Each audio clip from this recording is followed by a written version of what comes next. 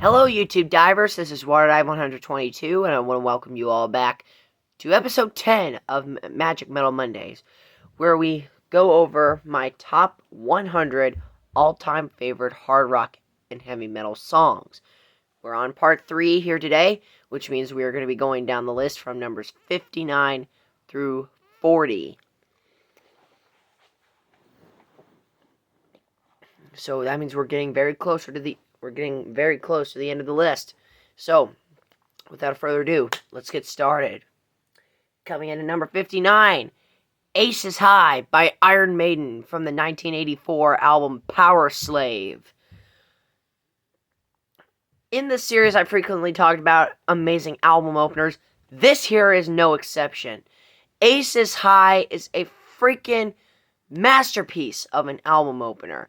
It opens up one of my honorable mentions of my all-time favorite heavy metal albums, Powerslave. I really love that album. I really love that song, and freaking Bruce Dickinson absolutely goes up there in his range, and the guitar duo of Adrian Smith and Dave Murray absolutely is freaking amazing. Steve Harris kicks butt on the bass, and Nico McBrain absolutely does a freaking amazing job on the drums. This is just a freaking amazing song, all in all. The chorus is amazing, and I love the concept behind the song about a World War II type of theme. I freaking love it. So with that said, Ace is High by Iron Maiden coming in at number 59. Number 58, The Man Who Sold the World by Nirvana from the 1994 MTV Unplugged live album. Now, I know that this is technically a cover, and it's from a live album, but we can all agree, or at least, unless if you're a David Bowie fan, that Nirvana absolutely does an amazing job on this. And funny enough, before they did the song, Kurt Cobain says, "I guarantee you I will screw this song up." Yeah, he did screw something up, like, right before his solo, but all in all, it was a great performance. And in my opinion, it absolutely smokes the David Bowie version. And even David Bowie himself said that that was the best version of that song he's ever heard. And that just goes to show you that, in my opinion, this is one of those songs that should have been written by the band who was performing them. I love the inclusion of a cello on this song too. If you watch the video for that song, you'll see that there's a cellist. She does an absolutely amazing job. I don't know what her name is, but she does a freaking amazing job. So yeah, with that all said, The Man Who Sold the World originally recorded by David Bowie, covered by Nirvana, absolutely is great. Comes in at number 58. Number 57, Pour Some Sugar on Me by Def Leppard from the 1987 album Hysteria. Oh my goodness gracious, this is a freaking classic 80s metal song. I don't really want to put Def Leppard in the hair metal category because they're not really hair metal in my opinion. But nevertheless, this song is freaking amazing. I mean, I personally prefer the radio edit version compared to the original, but both versions are freaking amazing in my opinion. Joey Elliott's vocals are freaking amazing. I love the chorus of this song. I love the pre-chorus. I love every single part of this song. And I can see why it's a freaking classic in the Def Leppard catalog. So, number 57 goes to Pour Some Sugar on Me by Def Leppard from 1987. Moving on to Black Dog by Led Zeppelin from 1971's Led Zeppelin 4. This is another one of those phenomenal album openers. I mean, it's one of the most iconic Led Zeppelin songs of all time. Jimmy Page's guitar intro, like right after Robert Plant's screeching high vocals, that open up this song and this album, for the most part. It's another one of those songs where if you turn on the frickin' radio, you're immediately like, yeah, I know that song. That's frickin' Led Zeppelin. And it opens up my 7th favorite album of all time. Led Zeppelin, Black Dog, coming in at number 56. Now we're moving on to number 55, Wake Me Up When September Ends by Green Day, off of the 2004 album American Idiot. Oh my goodness. Now, I'm not gonna lie.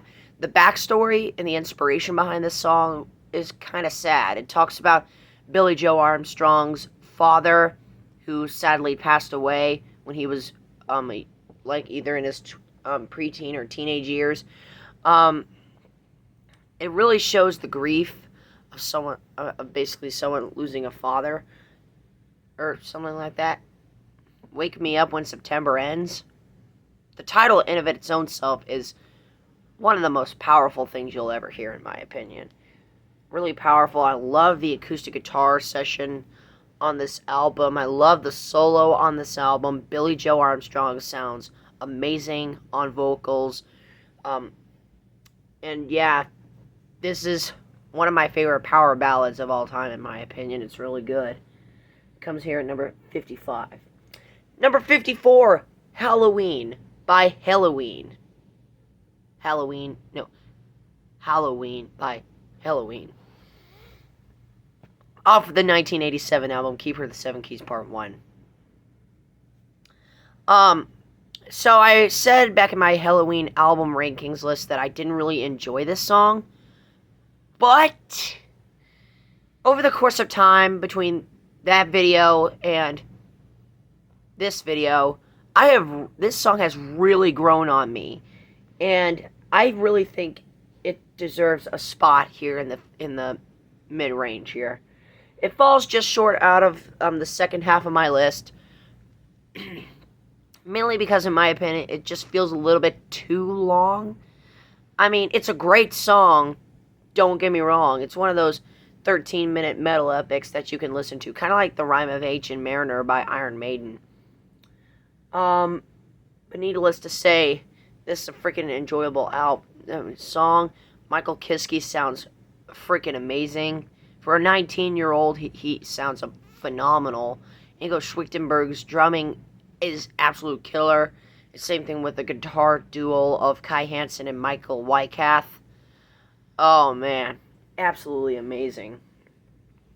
So number 54, Halloween by Helloween, comes in at number 54.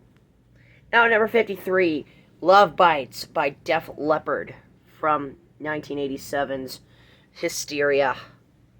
Amazing. Talked about great power ballads. This is another one of those. The chorus is so freaking powerful. I love the verses. I love Joe Elliott's vocals on this song. He absolutely kicks butt. So, number 53, Love Bites by Def Leppard.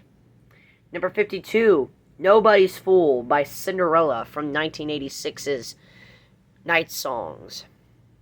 Now, do I really need to explain this? This is obviously the greatest Cinderella song of all time. It's one of my top 5 all-time favorite power ballads. The vocalist, I can never remember his name. He sounds amazing on here.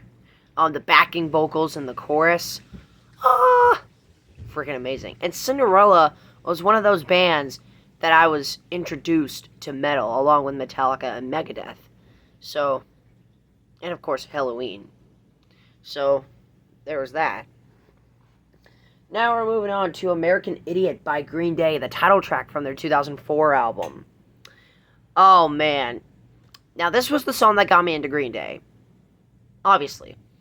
Because I had heard it so many years back, and I watched them do it on the Howard Stern show. My God, did that blow me away. The iconic riff, basically left me hooked on the song ever since. I've loved it. I love the lyrics on the song, even though they are a little bit foul. And in one of my previous videos, I actually did a cover of this song. So you can go check that out if you want to. And now we're moving on to Give Me a Sign by Breaking Benjamin from the 2009 album Dear Agony. This is another one of my top 5 favorite power ballads of all time. I mean, where do I even begin? I love the somber tone, and I think the vocalist for Breaking Benjamin, I don't know his name, but I think he performs his best either on this song or I Will Not Bow. To me, it kind of edges out between the two, but for now I'm just going to say it goes to Give Me a Sign, but I could change my mind later on. But Give Me a Sign is a freaking amazing song, and I love it. Now we're moving on to number 49, Cowboys from Hell by Pantera from 1990.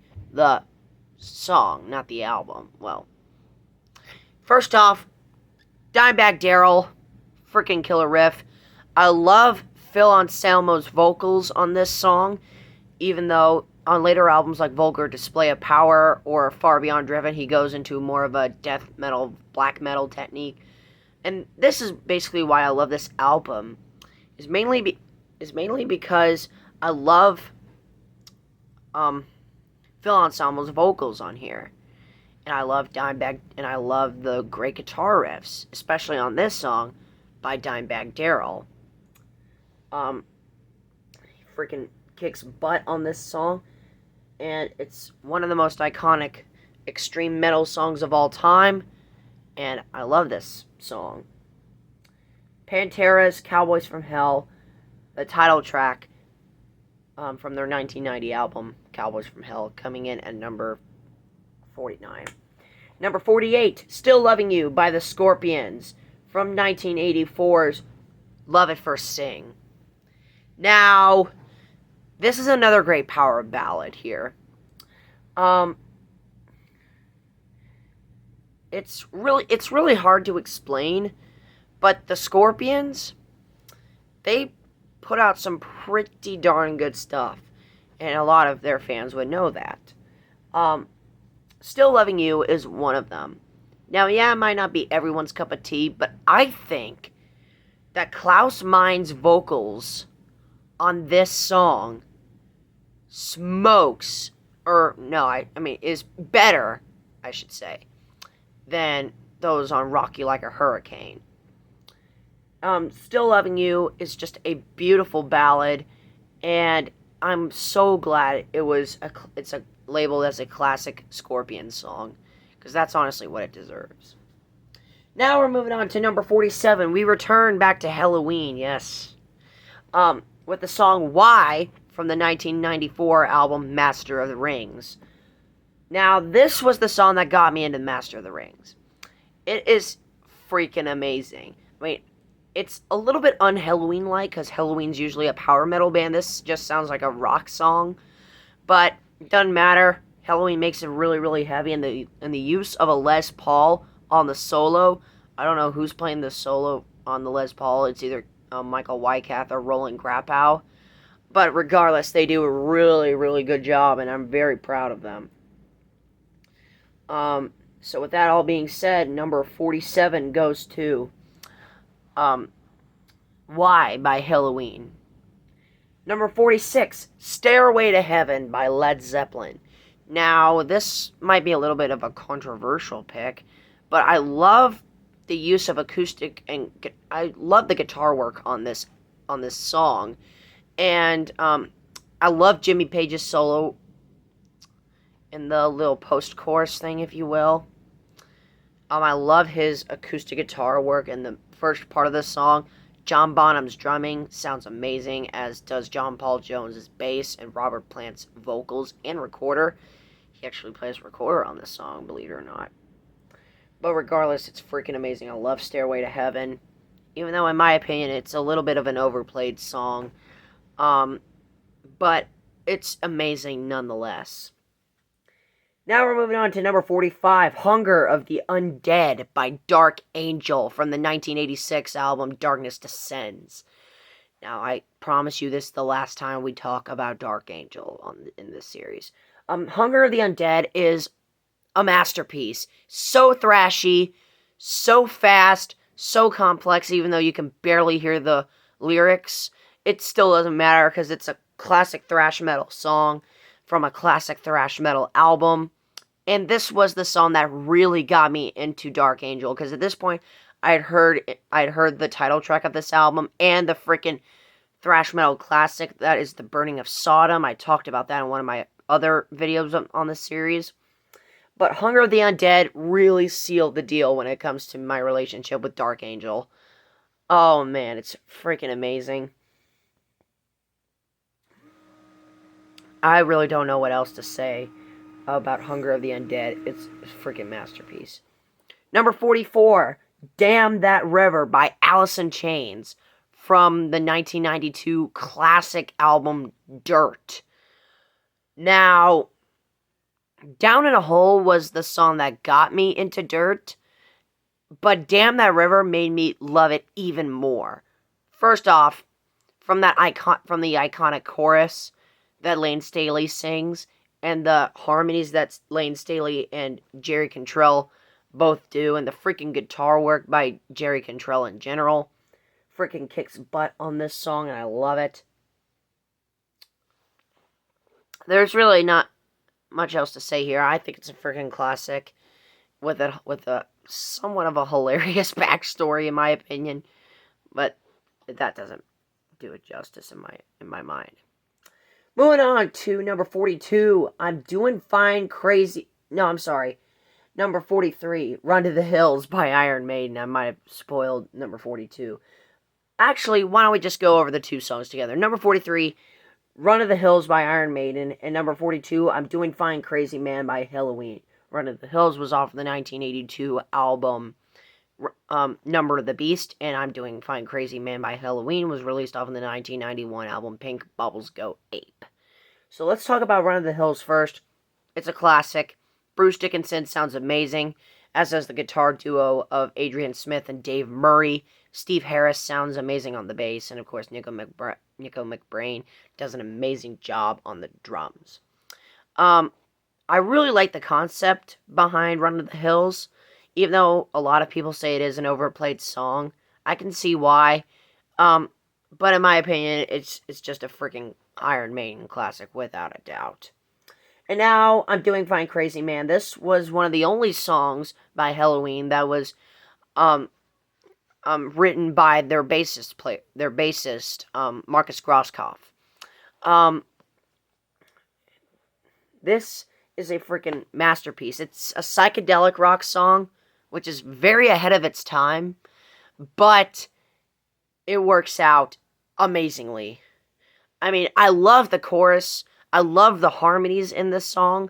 I love the interesting concept, and I love Marcus Grosskopf's lyrics on this song. In my opinion, he needs to write more songs for Helloween, because this is a freaking killer song, in my opinion. Now we're moving on to When the Levee Breaks by Led Zeppelin, from Led Zeppelin 4 from 1971. Now, for a while, I would have probably told you that this was my favorite Led Zeppelin song. It's freaking amazing. What a way to close off one of the greatest early rock albums of all time. Led Zeppelin, I don't even know how to describe this. I mean, Jimmy Page's guitar playing on this song is on a whole new level, as is John Bonham's drumming, and of course Robert Plant's vocals, and John Paul Jones's bass. Sounds amazing. And now, to close off this part, we have South of Heaven, the title track from Slayer's 1988 album. First off, what a way to open up an album. Second, what a way to feed off Rain and Blood, their previous album. Basically, the opening riff of South of Heaven kind of sounds like the famous riff from Raining Blood from the previous album, but it's much more darker, it's much more doomier, if you will, and that kind of sets the tone for the album. The title track for South of Heaven, freaking amazing. It's really, really dark, and it kind of sets up the tone for both this album and the next album, Seasons in the Abyss. But this song is freaking amazing, and I love it. It's one of my favorite Slayer songs, and it ends up here number 40. So, there you go. And so with that all being said, my fellow YouTube divers, this concludes part 3 of my Magic Metal Mondays episode 10. So thank you so much for watching, my fellow YouTube divers. This is What I 122 signing out, ready to dive into more fun on YouTube. Thanks for watching.